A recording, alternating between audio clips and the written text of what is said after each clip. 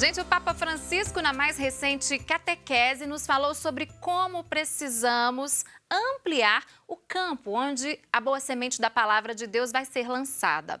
E ele nos mostrou que também é o nosso papel como cristãos ampliar esse campo. Então eu convido você aí de casa, vamos ouvir com bastante atenção o que diz o Papa hoje.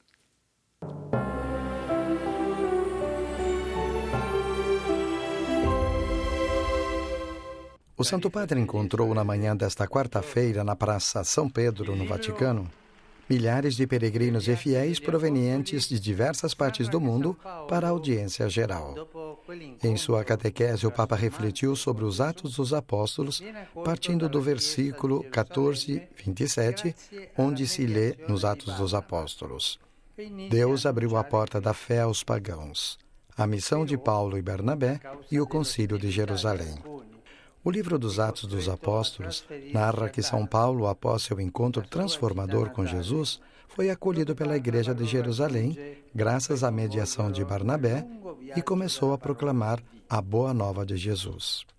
No entanto, disse Francisco, devido à hostilidade de alguns, Paulo foi obrigado a se transferir para Tarso, sua cidade natal, seguido por Barnabé, que também foi envolvido na pregação da palavra de Deus.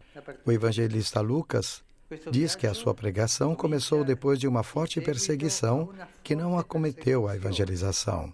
Pelo contrário, foi uma boa oportunidade para ampliar o campo onde lançar a boa semente da palavra. Eis o longo itinerário da palavra de Deus que deve ser anunciada por todos os cantos da terra.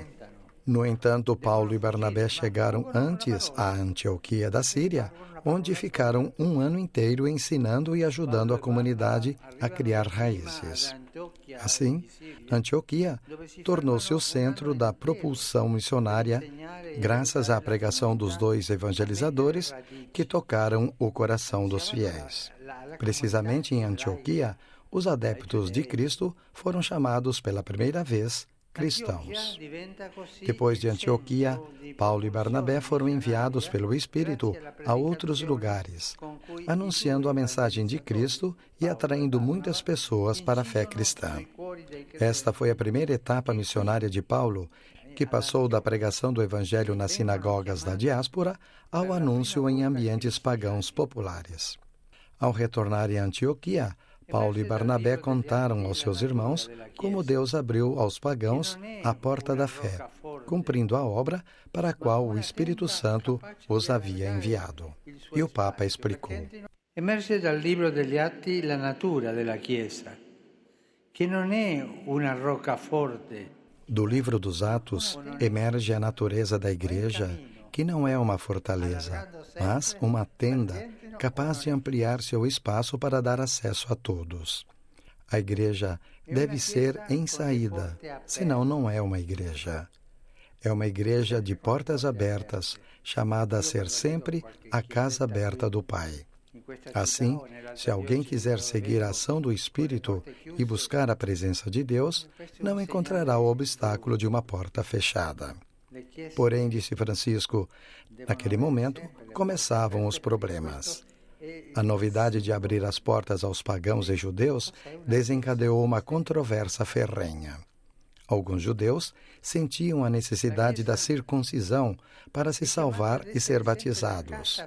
Para resolver a questão, Paulo e Barnabé pedem o parecer do Conselho dos Apóstolos e Anciãos de Jerusalém, que foi considerado o primeiro concílio da história da Igreja, o Concílio de Jerusalém, ou Assembleia de Jerusalém, sobre o qual Francisco disse: Viene affrontata una questione teologica, spirituale, disciplinare molto delicata. Foi abordada uma questão teológica, espiritual e disciplinar muito delicada. A relação entre a fé em Cristo e a observância da lei de Moisés. Durante a Assembleia, foram decisivos os discursos de Pedro e Tiago, pilares da Igreja-mãe. Ambos convidavam a não impor a circuncisão aos pagãos, mas apenas a pedir para rejeitar a idolatria em todas as suas expressões. Esta decisão, ratificada com uma carta apostólica, foi enviada a Antioquia.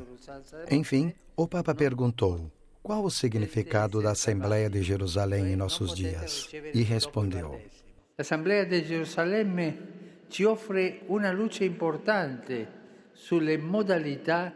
A Assembleia de Jerusalém nos oferece uma luz importante sobre o modo de enfrentar as divergências e buscar a verdade na caridade. Recorda-nos que o método eclesial de resolver os conflitos se baseia no diálogo feito de escuta atenciosa e paciente e no discernimento à luz do Espírito Santo. De fato, é o Espírito que nos ajuda a superar os fechamentos e as tensões e age nos corações para que, na verdade e no bem, se chegue à unidade. Este texto nos ajuda a entender o significado de sínodo, iluminados pelo Espírito Santo. Sínodo não é uma conferência nem um parlamento, mas algo bem diferente. Ao término da sua catequese semanal, o Santo Padre passou a saudar os diversos grupos de fiéis presentes na Praça São Pedro. Eis o que disse aos peregrinos de língua portuguesa.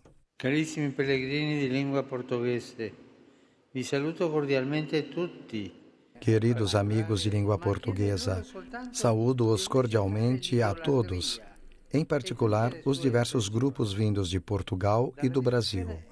Que a sua peregrinação a Roma os ajude a estar preparados para fazer parte da Igreja em saída, mediante o testemunho alegre do Evangelho e do amor de Deus por todos os seus filhos. A Virgem Santa os guie e proteja.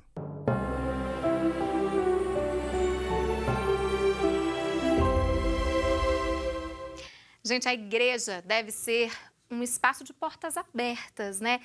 E esse espaço sempre é chamado a ser a casa aberta do Pai, para que, se alguém quiser seguir a ação do Espírito, não encontre nenhum obstáculo pela frente, viu?